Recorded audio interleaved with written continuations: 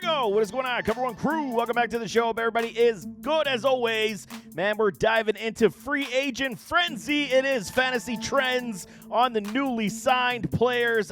Old players, new teams. How it goes, baby. Teams trying to fill a lot of voids, fill a lot of holes, get some new superstar talent on their clubs. And how does this impact not only your favorite team, but your fantasy clubs? It's got a lot of implications, no question. The list is vast, without question. Davante Adams, Geno Smith, Justin Fields, Najee Harris, to name a few. Let's talk about some of these highlighted players and how they will impact your team. Some that I didn't have highlighted, like a Chris Godwin here. Okay, he's going back to the Tampa Bay Buccaneers, but how does that injury impact our team? That's a different story. It might be status quo, but let's start off with a little Davante Adams trending in the upper direction in the green because he's going from the New York Jets to the Los Angeles Rams. Yes, the Rams moving on from a Cooper Kupp. He's likely released and will sign with another team, so it is what it is. 198 points for a Adams last year. People saying he's washed. It's done. Why would you give Davante Adams money that you could have given a Cooper Kupp?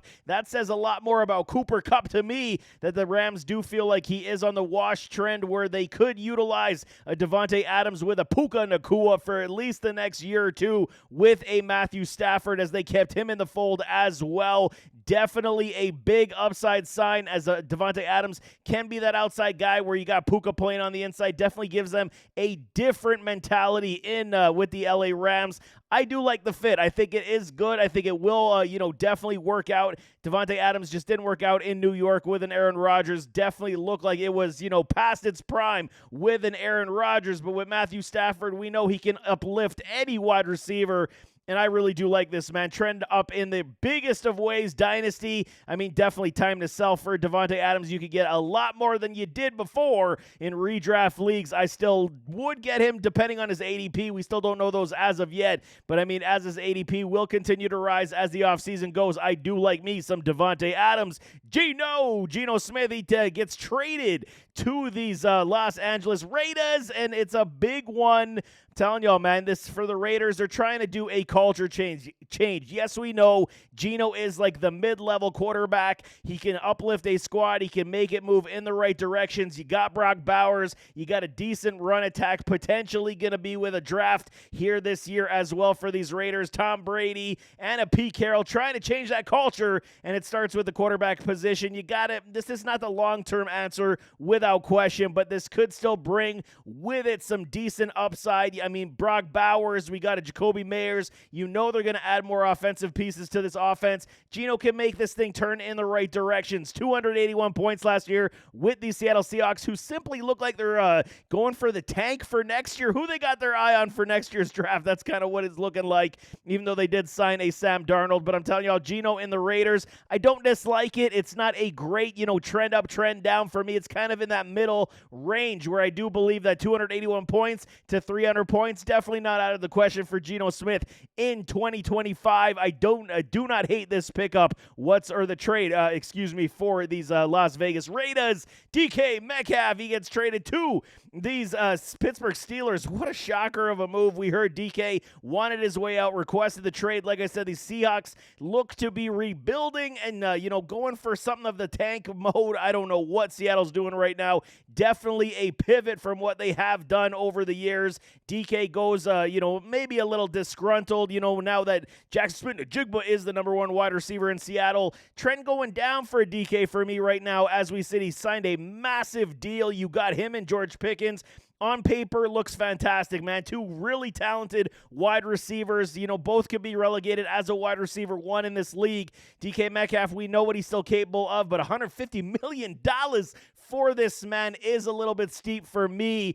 The biggest issue, who's throwing him the ball? Mason Rudolph, baby, is back with these Pittsburgh Steelers. Is it going to be Aaron Rodgers? Is it going to be running it back with a Russell Wilson? Who knows, man? They put out the offer for Aaron Rodgers. He's still mulling on it like he always does. For me right now, 158 points for DK Metcalf last year. His trend is on the down until we understand who the quarterback is. If it is Aaron Rodgers, are we really that excited? We saw what it was with the New York Jets last year. I don't know, man. It just does not look great for me. For right now, as we sit today, Mason Rudolph is your quarterback for the Steelers. And even if it is Aaron Rodgers, even if it is a Russell Wilson, Wilson. I got to say the trend is definitely moving in the wrong direction for DK Metcalf right now, unless we see otherwise at the quarterback position. Deebo Samuel, wide receiver for these 49ers, gets dealt or traded to these Washington Commanders. The Commies, lots of trades did transpire over this time.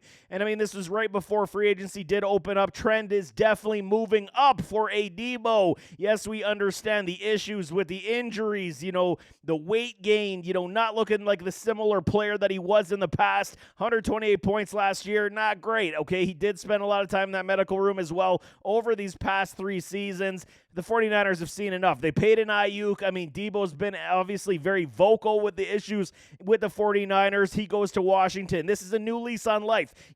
Playing with a quarterback like a Jaden Daniels, JD, they're going to continue to move this offense. Cliff Kingsbury and company. Now you got Deebo playing with a scary Terry McLaurin.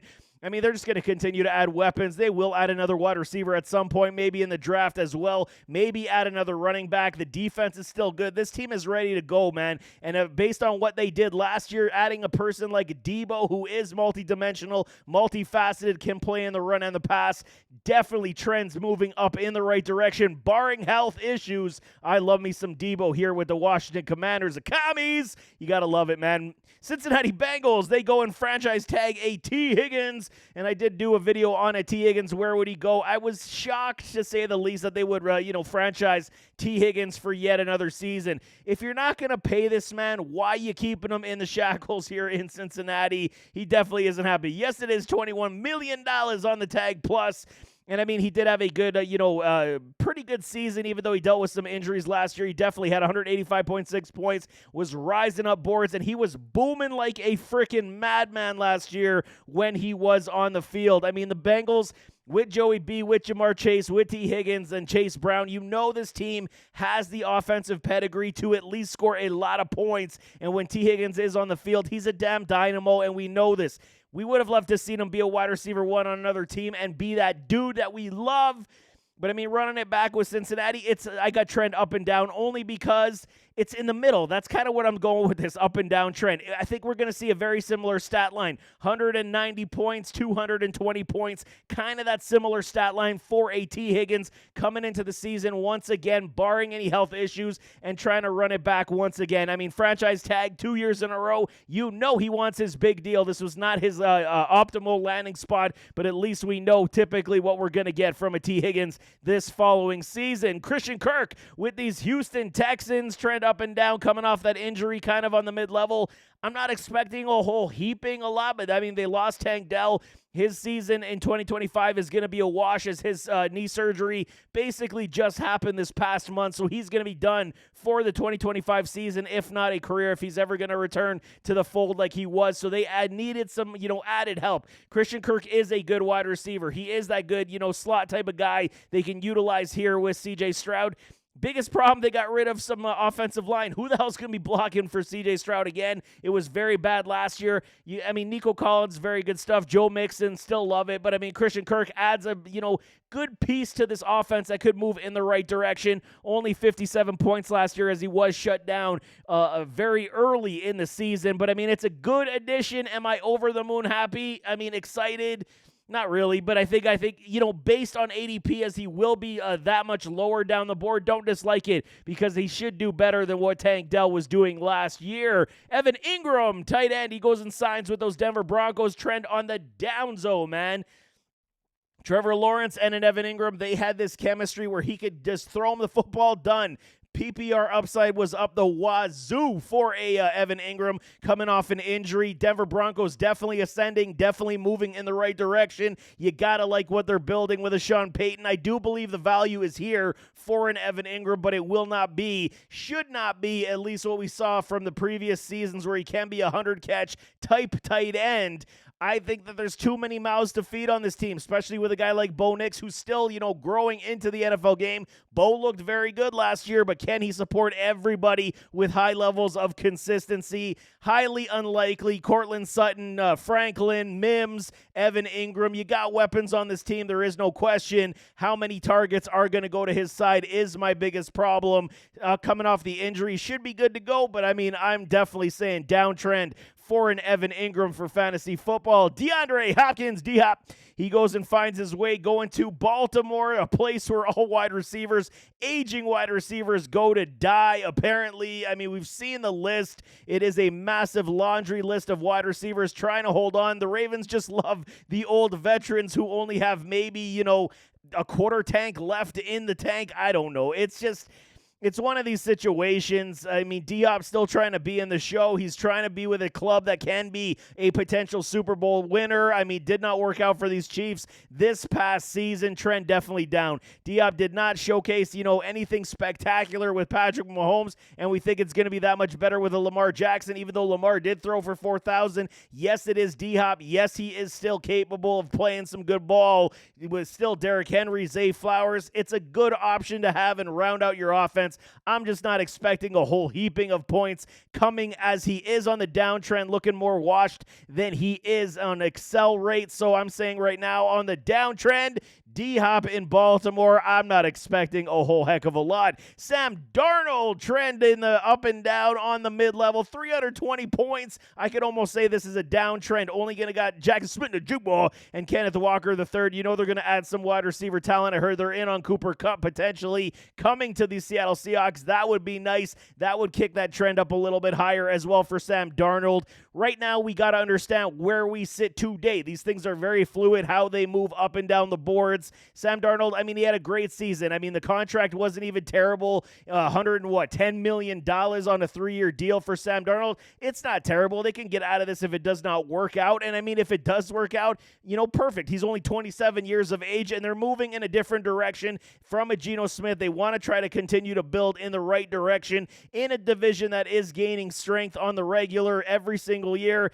320 points, he's not going to get back to that. Can he get back to that? I don't think it's going to happen. But Sam Darnold definitely looked great with J.J. Addison and company in Minnesota. Moving to the Seattle Seahawks, JSN should have a very good season. If this is any indication on somebody on the rise, Jackson Smith-Njigba should be eyes all on him this year. He's going to see frickin' 170 targets if they don't add some wide receivers. But don't sleep on Jake Bobo as well. If they don't add many other wide receivers, he could have a very big opportunity here in Seattle with a Sam Darnold.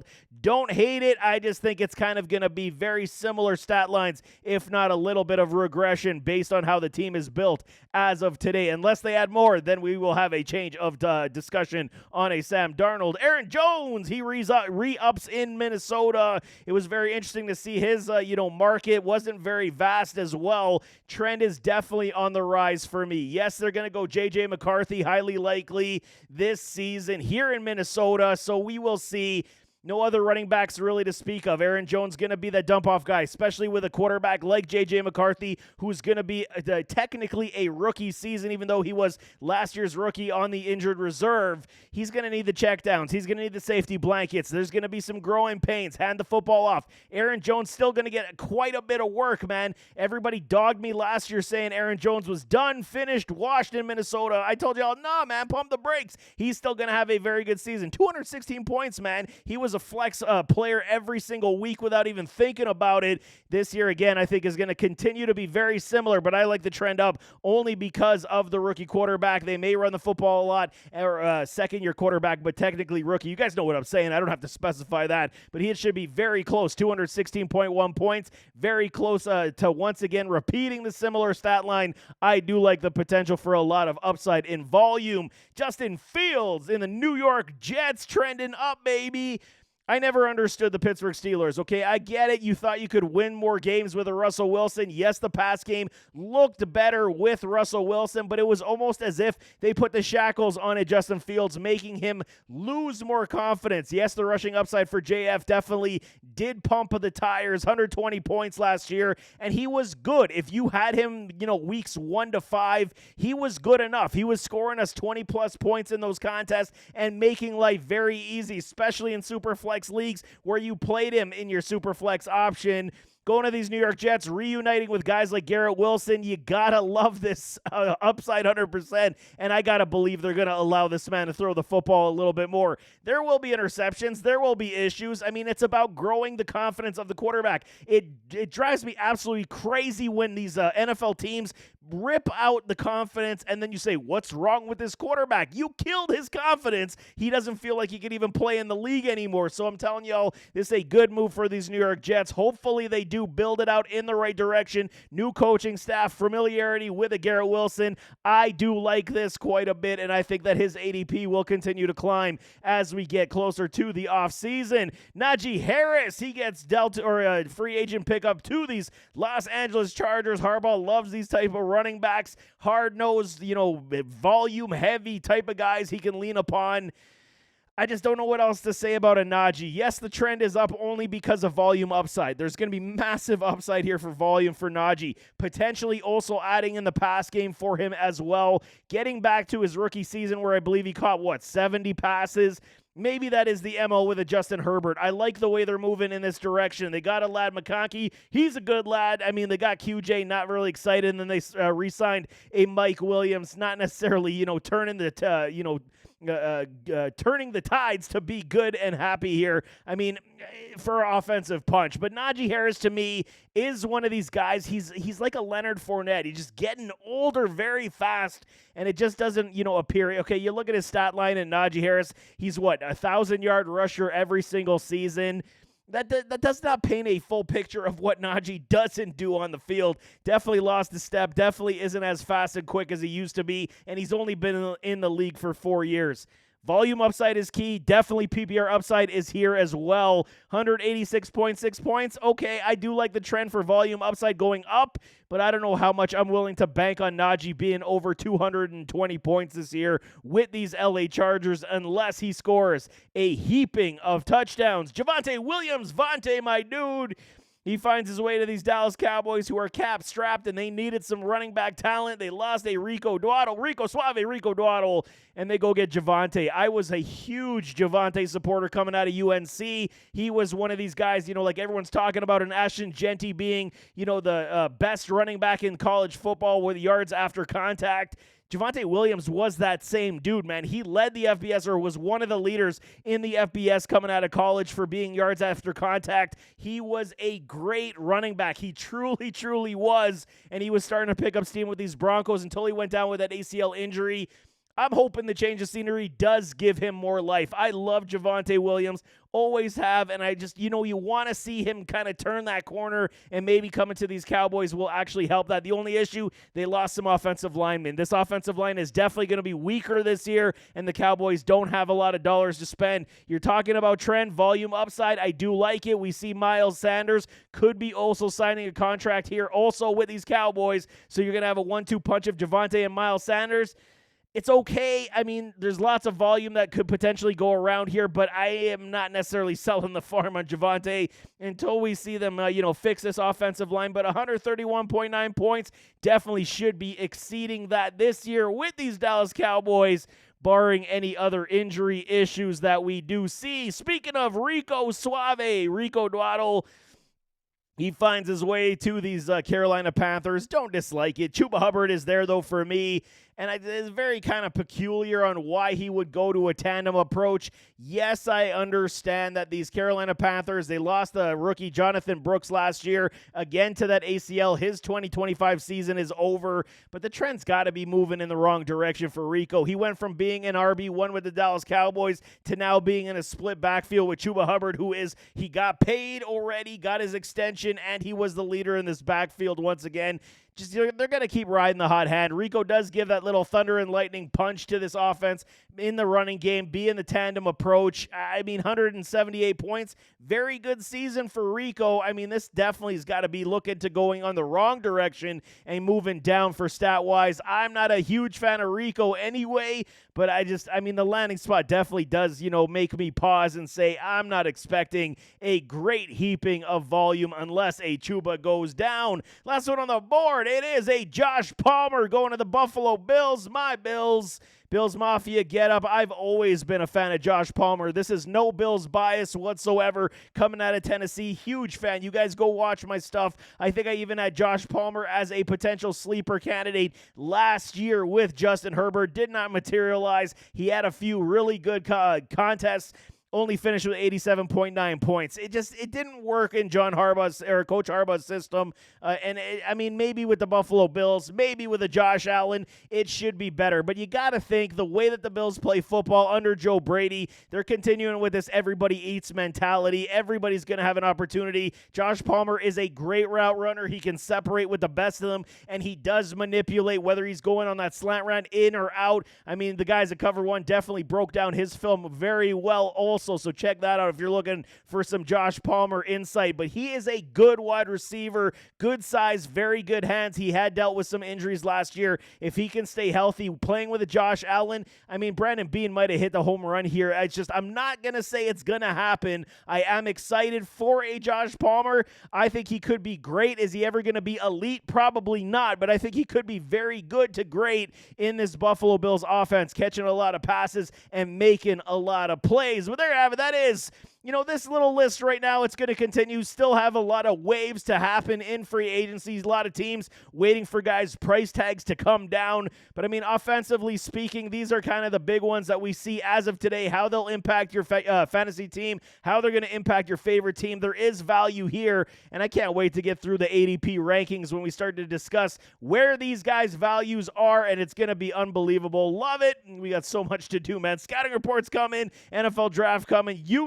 We got the business over here. Gotta love it. But nevertheless, as always, don't forget to hit that like button, hit that subscribe button, jump in those comments, give me your thoughts. Y'all excited about any of these players? Throw it in the comments. Let me know which one you're in on, which one you're out on. We can definitely talk it out, but we'll see you next time. I am out.